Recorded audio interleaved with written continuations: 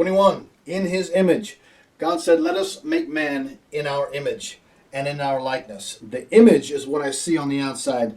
The likeness is we are like him. He's a three-part being. We are a three-part being. We're going to talk about that today. Paul said, 1 Thessalonians 5:23, God of peace himself sanctify you completely, and let your whole spirit, soul, and body be preserved blameless. Daniel, in 7:15, he says, Daniel was grieved in my spirit within my body, and the visions of my head troubled me.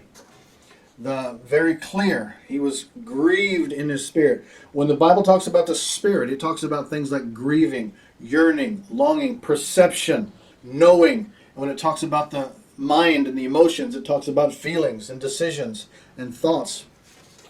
You know, what am I going to think or do today? When it talks about the body, Paul in 1 Corinthians 9:27, it says, but I keep my body under and bring it into subjection. There is a clear delineation between him and his body. He's understanding that he's going to keep it under control. Your body has feelings, it has desires. You need sleep, you need food, you need water. And your body has very strong desires. And if you let it into lust, and if you let it lead you with lust, it will destroy your life. The body is not to lead you. It is to be a conduit to work with God's intents on this earth. Your soul, your thoughts, reasonings, decisions, intellect, your emotions. Romans 12:1, I beseech you that you present your bodies a living sacrifice, wholly acceptable unto God, and be not conformed to this world, but be transformed by the renewing of your mind. Only the Bible, not men's philosophy, can save you. Only the Word of God can deliver your mind. People are so into philosophies these days. And everything you find on the internet, all these interesting memes and the great and wonderful sayings, oh, they sound so nice and they sound so right, but they're so philosophical and they're so psychological. And you have an psychologized culture speaking into the church because there's a famine of the Word of God in the church.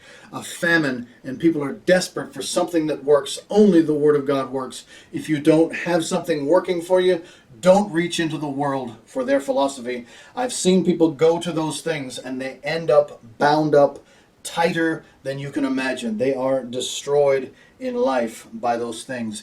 And this is a rebuke, and repent in Jesus' name, because you need the Word and not men. And it's a very clear delineation about who you are putting your trust in. You must take control of your mind and decide. Deuteronomy 4:9, only take heed to yourself and keep your soul diligently. Deuteronomy 4:23, take heed to yourselves and do not forget the covenant of the Lord. The Word of God or the wisdom of men. You choose what you will put your trust in. Let's talk about the spirit of man. The spirit of man is the part of man that knows and connects to God.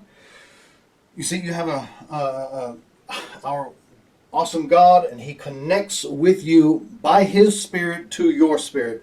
You are a new creation in Christ Jesus, and the Spirit of God indwells your human spirit. And then with our mind, we renew our mind, and we believe God, we think godly thoughts, we act in godly ways with our body. It's a flow through. We are a channel, a conduit of the power and the glory of God. With your spirit, it talks about understandings like we perceive, we know, we understand the thoughts of the head and the intents of the heart. We are led, we long, we yearn, we groan, we travail with our spirits. It's not the thoughts and oh, am I going to decide this? And that's not your spirit. The spirit is very powerful and very definite. And when the spirit of man is not born again, it leads in all different ways. It perceives the spiritual realm, but it has no definite source of foundation. And so it can be led and it does perceive, but it is dead to God. It does not know God. It needs to be born again.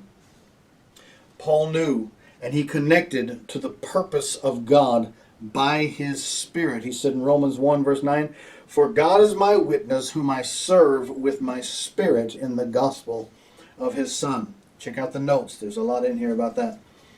Paul distinguished himself from the flesh and from the soul. Romans 8:13. For if you live after the flesh, you will die. But if you through the Spirit do mortify the deeds of the body, you shall live. So your body has desires, and it really wants to do what it wants to do, and you must rein that in, and you must be in control of the lusts of the flesh. A desire is something that God has given us. We can't attain to. It's not a bad thing.